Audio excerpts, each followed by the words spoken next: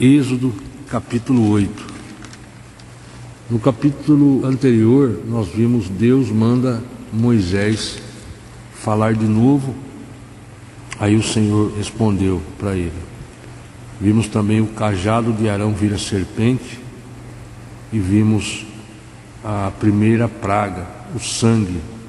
Vamos ler Êxodo 8, a segunda praga, as rãs. Falou Yahvé a Moisés: vai ter com o faraó e diz-lhe, assim diz o Senhor Deus, deixa o meu povo partir para que me sirva. Versículo 2: se te recusares a deixá-lo partir, eis que infestarei de rãs todo o teu território.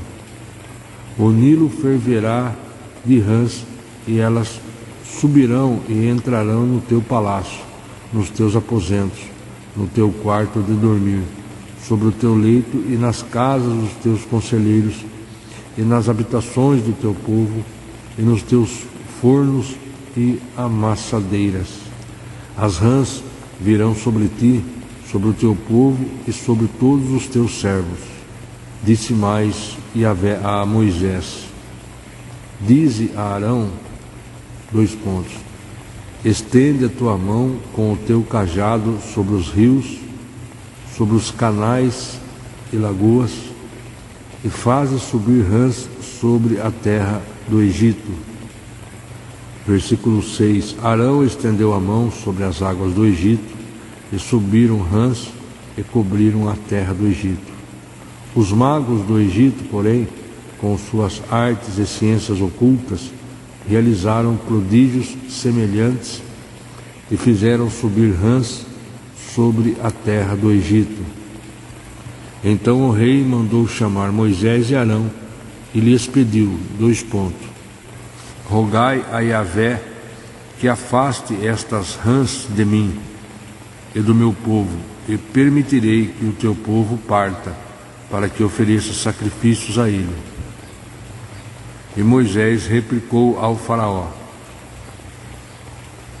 digna-te informar-me quando deverei rogar por ti, por teus conselheiros e por todo o teu povo, para que as rãs sejam arrancadas de ti e de todas as habitações sobre o teu território, e fiquem restritas somente ao rio. Versículo 10: amanhã respondeu prontamente o faraó. E Moisés retrucou: muito bem, seja conforme a tua palavra, para que saibas que não há ninguém como Yahvé, o nosso Deus. Portanto, as rãs se afastarão de ti, do teu palácio, dos teus conselheiros e de todas as habitações do teu povo, e ficarão circunscritas apenas ao Nilo. Assim Moisés e Arão saíram da presença do faraó, e Moisés clamou a Yahvé por causa das rãs que tinha enviado ao faraó. E Yahvé fez conforme a palavra de Moisés, e morreram subitamente as rãs que estavam em todas as habitações dos pátios e nos campos. Juntaram-se montes imensos de rãs mortas, e a terra ficou tomada de um horrível cheiro de putrefação. Apesar disso tudo, assim que o faraó percebeu que houve alívio ao seu redor, obstinou-se novamente em seu coração odioso, e não deu mais ouvidos a Moisés e Arão, como Yahvé havia dito. Na outra versão aqui, ajuntaram as rãs mortas em montões, espalhando terrível cheiro por todo o país. Versículo 15: mas quando o faraó viu que o país estava livre das rãs, endureceu o coração e não deixou o povo ir. Isto aconteceu como o Senhor tinha dito que iria acontecer. Então, obstinado aqui, ele é teimar, endurecer o coração, teimoso, renitente, pertinaz, inflexível. Vejamos em Atos 7:51, o discurso de Estevão perante o Sinédrio antes de seu apedrejamento. Vamos refletir. Povo rebelde, obstinado de coração e ouvidos, endurecidos, renitente, né? Vocês são iguais aos seus antepassados, sempre resistem ao Espírito Santo. Na versão da King James, homens duros de entendimento, incircuncisos de coração e de ouvidos, vós sempre resistis ao Espírito Santo. Da mesma forma como agiram vossos pais, assim vós fazeis também. Veja só, embora os judeus fossem fisicamente circuncidados, agiam como os pagãos incircuncisos que estavam no meio da multidão. Mantinham uma, entre aspas, cerviz endurecida, uma expressão hebraica muito usada no Antigo Testamento e tem a ver com o, entre aspas, enrijecimento proposital e obstinado do pescoço, uma metáfora com base na teimosia do gado ao seguir seu instinto selvagem em detrimento do melhor caminho indicado pelo condutor do rebanho. Êxodo 33:5, Levítico 26:41. Lucas cita Isaías 66:1 e 2. Voltando então, veja só, um rápido análise, um estudo sobre obstinação. A obstinação é um pecado contra Deus. Vemos lá em Samuel, Deus mandou Samuel falar a Saul sobre o seu pecado, a desobediência, ok? Foi um encontro dos mais dolorosos da vida de Saul. O rei, um homem culpado, querendo esconder sua falta. Porém havia pecado e nenhuma justificativa sanaria esse erro. Aparentemente o pecado de Saul não passava de um pequeno descuido, mas veja como Samuel classifica suas atitudes. Veja só.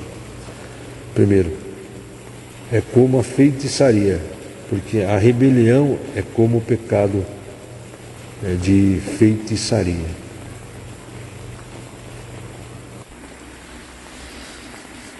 Continuando, a terceira praga, piolhos.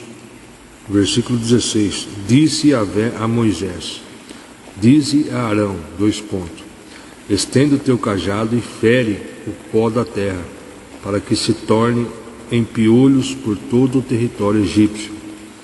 Arão estendeu a mão e feriu com seu cajado o pó da terra. E surgiu grande multidão de piolhos que atacaram os homens e os rebanhos. Todo o pó da terra tornou-se piolhos por toda a terra do Egito. E fizeram os magos o mesmo com suas ciências ocultas, para produzirem piolhos nos homens e no gado, mas não conseguiram. E os piolhos continuaram a infestar pessoas e animais. Contudo, os magos afirmaram ao faraó, atentai, estas são obras do dedo de Deus. Entretanto, o coração do faraó permanecia empedernido, e também a eles não deu ouvidos, como Yahvé havia predito. Voltando aqui, no versículo 8, o faraó chamou a Moisés e Arão e disse, rogai ao Senhor que tire as rãs de mim e do meu povo, depois deixarei ir ao povo para que sacrifiquem ao Senhor. Isso nos remete ali a Atos capítulo 8, onde Pedro repreende o falso crente, especificamente no versículo 24. Entretanto, Simão lhe respondeu, orai vós por mim ao Senhor, para que nada do que dissestes venha sobre mim. Veja só, nos versículos anteriores, veja só, observando Simão que o Espírito era concedido por meio de imposição das mãos dos apóstolos, ofereceu-lhes dinheiro, propondo, dai-me também a mim este poder, para que a quem eu impuser as mãos ganhe o Espírito Santo. Versículo 20. Diante disto, replicou-lhe Pedro: que o teu dinheiro siga contigo para a tua perdição, pois intentaste comprar por meio dele o dom gratuito de Deus. Tu não tens parceria nem porção neste ministério, porque o teu coração não é honesto perante Deus. Arrepende-te, portanto, dessa tua malignidade e ora ao Senhor. É possível que te seja perdoada a intenção do teu coração, pois vejo que está cheio de amargura e atado pelos laços do pecado. Você veja só, em Atos, o recebimento do Espírito Santo tem como evidência inicial a manifestação de algum dom do Espírito. Todos os que pertencem a Cristo recebem o dom do Espírito Santo. Romanos 8:9. Entretanto, o Espírito não havia ainda se manifestado aos cristãos de Samaria, e por isso esse evento passou a ser conhecido como o, entre aspas, Pentecostes de Samaria. É interessante notar que a expressão grega transliterada eistoonoma, e que significa em nome, era uma maneira de formalizar um documento de transferência de propriedade ou de recursos financeiros para, entre aspas, o nome ou o domínio de alguém. Colossenses 1:13. Veja agora, o estado de amargura apontado por Pedro, em relação a Simão, é uma expressão que tem origem no Antigo Testamento, Deuteronômio 29:18, e citado em Hebreus 12:15. Nesse contexto, refere-se a um tipo de má influência que uma pessoa envolvida em pecado passa a exercer sobre todo o povo. Pedro não está dizendo que Simão cometeu um pecado imperdoável, Mateus 12:32, mas sim carecia de profundo quebrantamento na presença do Senhor, para apropriar-se do perdão divino. Infelizmente, a falta de humildade de Simão, o mago, era nítida, como vemos no versículo 24. Entretanto, Simão lhes respondeu: orai vós por mim ao Senhor, para que nada do que disseste sobrevenha a mim. E havendo testemunhado e proclamado a palavra do Senhor, Pedro e João regressaram a Jerusalém, pregando o evangelho em muitos povoados samaritanos. Voltando aqui para a terceira praga, os piolhos, versículo 17. Arão estendeu a mão e feriu com seu cajado o pó da terra, e surgiu grande multidão de piolhos que atacaram os homens e os rebanhos. Todo o pó da terra tornou-se piolhos por toda a terra do Egito. E fizeram os magos o mesmo com suas ciências ocultas, para produzirem piolhos nos homens e no gado, mas não conseguiram, e os piolhos continuaram a infestar pessoas e animais. Contudo, os magos afirmaram ao faraó: atentai, estas são obras do dedo de Deus. Entretanto, o coração do faraó permanecia empedernido, ou seja, endurecido, e também a eles não deu ouvidos, como Yahvé havia predito. As pessoas que permanecem no pecado, porque estão com o coração endurecido, entende?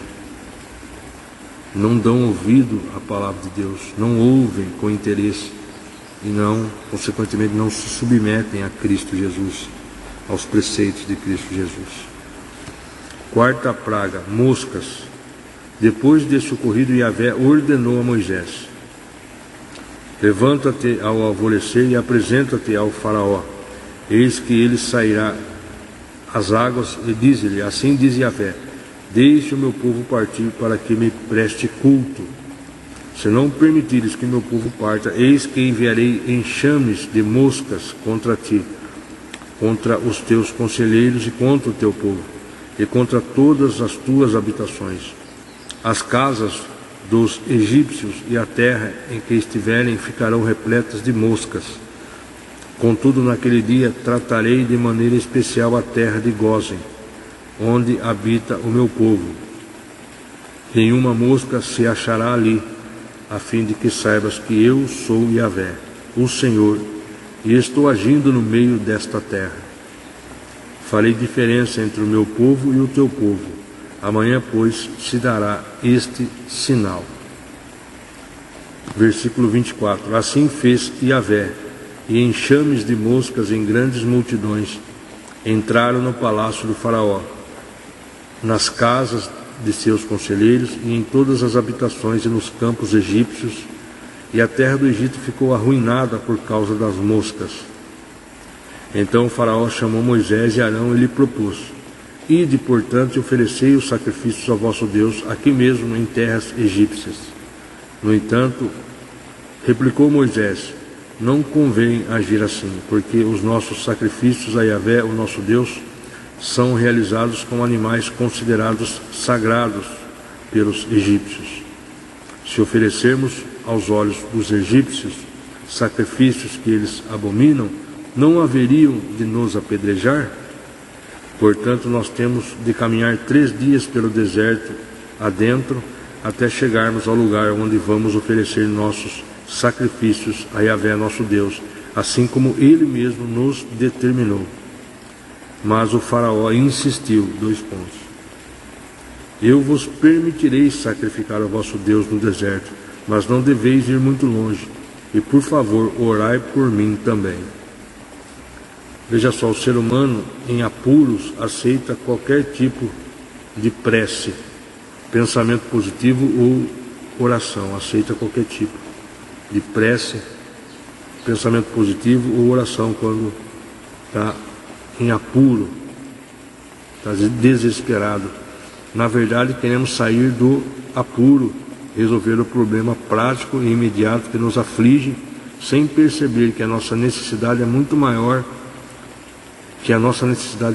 do que o problema que estamos enfrentando. Como disse certa vez o conhecido romancista russo Fyodor Dostoiévski, levando em conta a obra do Santo Agostinho e Blaise Pascal, entre aspas, o homem tem um vazio em seu coração do tamanho de Deus, fecha parênteses. Mas Moisés jamais rejeitaria um pedido deste tipo. Devemos estar sempre dispostos a orar em favor de outras pessoas, até mesmo daqueles que não nos compreendem como deveriam, ou nos afligem com suas ofensas e zombarias. Lucas 6, 27 e 28. Aqui leremos. Ai de vós quando todos os homens falarem bem de vós, porque assim faziam seus pais aos falsos profetas. A vós que ouvis digo, amai a vossos inimigos, fazei bem aos que vos aborrecem, bendizei aos que vos maldizem e orai pelos que vos caluniam. Lucas 23, 34, Atos 7, 60. Continuando, versículo 29. Assegurou-lhe Moisés: assim que eu tiver deixado a tua presença, rogarei a Yahvé, e amanhã os enxames de moscas abandonarão ao faraó, a teus conselheiros e a todo o teu povo. Porém, que o faraó não volte a agir com falsidade, impedindo que o meu povo vá oferecer sacrifícios a Yahvé no deserto. Tendo Moisés saído da presença do faraó, orou a Yahvé.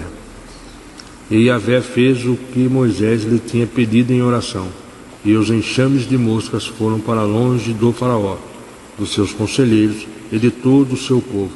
Não ficou uma só mosca em terras egípcias. Contudo, mais uma vez o faraó não cumpriu a palavra empenhada, e obstinando-se em seu coração não deixou o povo partir.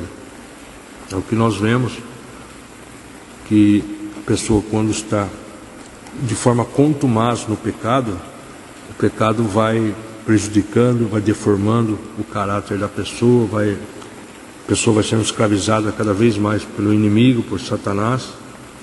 E quando ela empenha uma palavra, quando ela diz que vai fazer algo, ela não consegue ser verdadeiro, não fazer de acordo com a palavra de Deus.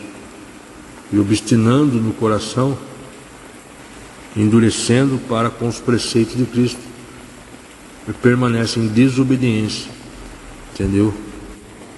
E no entanto, daí ela passa a não ser uma pessoa confiável, porque o pecado está dominando a pessoa.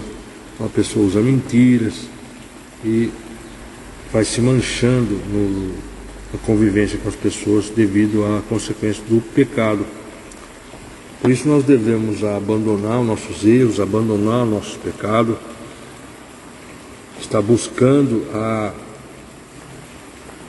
estar sempre buscando a fazer as pazes com o Senhor, a voltar para o Senhor todos os dias, abandonando nossos erros, nossos pecados, porque todos nós pecamos, todos os pecados estão destituídos da glória de Deus, e necessitamos realmente se reconciliar com Deus, nos submetendo aos preceitos de Cristo diariamente, para que possamos estar caminhando para nos encontrar com Jesus e viver eternamente ao lado dele.